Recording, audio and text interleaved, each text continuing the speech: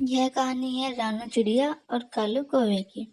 जंगल में त्योहारों का माहौल चल रहा था। रानू चिड़िया बड़ी ही अमीर थी।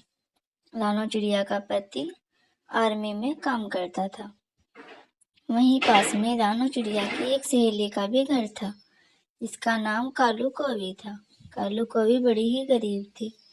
वे दोनों पति पत्नी रात दिन मेहनत करते, लेकिन उसके बाद भी वह गरीब ही थे। लेकिन रानू चिड़िया उसकी बड़ी ही मदद करती थी। कालू कौवा और रानू चिड़िया दोनों पक्की मित्र थी। एक दिन रानू चिड़िया दिवाली की शॉपिंग करने जा रही थी।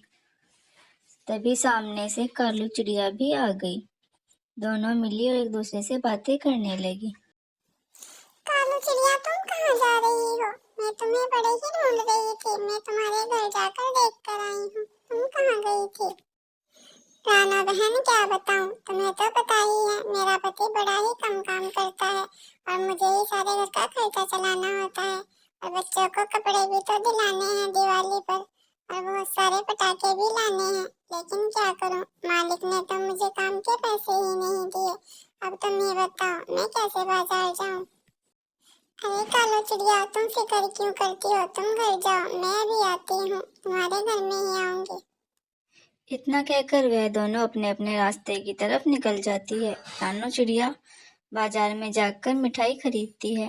मिठाई वाला रानू से कहता है, अरे रानो, बड़े दिनों के बाद आई हो। कहो क्या लेना है? मेरे पास सब कुछ है। चॉकलेट है, केक है, बिस्किट है। बताओ क्या चाहिए तुम्हें? अरे मीनू, तुम बताओ क्या क्या लेना है? मैं तो केक लूंगी, बिस्किट लूंगी, चॉकलेट वाले बिस्किट भी लूंगी। मेरे बच्चे चॉकलेट बड़ी ही खुशी से खाते हैं। तुम्हारे पास जो मिठाई है जल्दी जल्दी पैक कर दो। रानू चिड़िया ने बहुत सारी मिठाई खरीद ली थी और रानू चिड़िया उसके बाद पटाखे लेने जा रही थी। रानू चिड़िया बहुत ही पैसे वाली थी, इसलिए रानू चिड़िया ने अपने से भी ज्यादा पटाखे ले लिए थे। पटाखे लेकर रानू चिड़िया अपने घर की तरफ आ गई। बच्चों, मैं तुम्हारे लिए पटाखे ले आई हूँ। अब तुम दिवाली खुशी से मनाना और देखकर पटाखे आराम से फोड़ना, कहीं तुम मत जल जाना। हाँ माँ, हम पटाखे आराम से ही फोड़ेंगे, पटाखों से दूर ही रहेंगे। पटाखे बड़े ही खतरनाक होते हैं, हमें भी पता है माँ। अच्छा बच्चों, ठीक है, अब तुम बाहर खेलने चले जाओ। मैं थोड़ा सा काम कर लूँ। घर में साफ सफाई भी तो करनी है, घर की सजावट भी तो करनी है। इतना कहकर रानू चिड़िया अपने घर की साफ सफाई करने लगती है। रानू ने अपना पूरा घर साफ कर लिया था। पूरे घर में फुलवारी लगा ली थी। तभी रानू को अपनी सहेली की याद आई। अरे हाँ, मैं तो भूल ही गई थी। कालू चिड़िया ने मुझे घर पे बुलाया था। ना जाने मेरी सहेली कैसी होगी। मैं अपनी सहेली के घर होके आती हूँ। वो बड़ी ही परेशान है। तुम दोनों बच्चे घर पर ही रहना। इतना कहकर रानू चिड़िया अपनी सहेली कालू चिड़िया के घर जाती है। रानू चिड़िया बहुत ही अच्छी थी, इसलिए वह सबका ख्याल रखती थी। अरे रानू चिड़िया, आओ, कहो कैसी हो, कैसे आना हुआ? काली चिड़िया, मैंने सुना है तुम्हारा काम नहीं लग रहा। आजकल तुम बड़ी ही रूखी रूखी लगती हो। मैंने सुना है तुम पटाखे भी नहीं लाई। हाँ रानू चिड़िया, तुम सही कहती हो। मेरे मालिक ने मुझे दिवाली के पैसे भी नहीं दिए, जिससे कि मैं पटाखे नहीं लाई। मेरे बच्चों के पास इस बार पटाखे भी नहीं है। अरे कालो चिड़िया, तुम फिक्र क्यों करती हो? मैं तुम्हारी सहेली हूँ ना। मैं तुम्हारे लिए सब कुछ ले आऊंगी।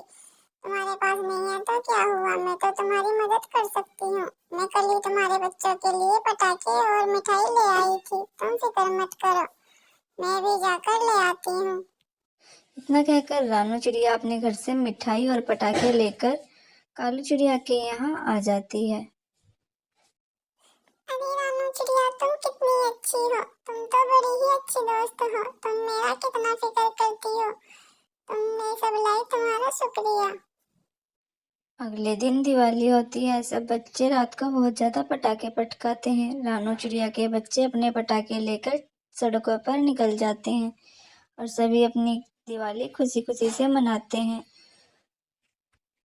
इसीलिए हमें अपने पड़ोसियों का ध्यान भी रखना चाहिए, सबके साथ दिवाली मनानी चाहिए।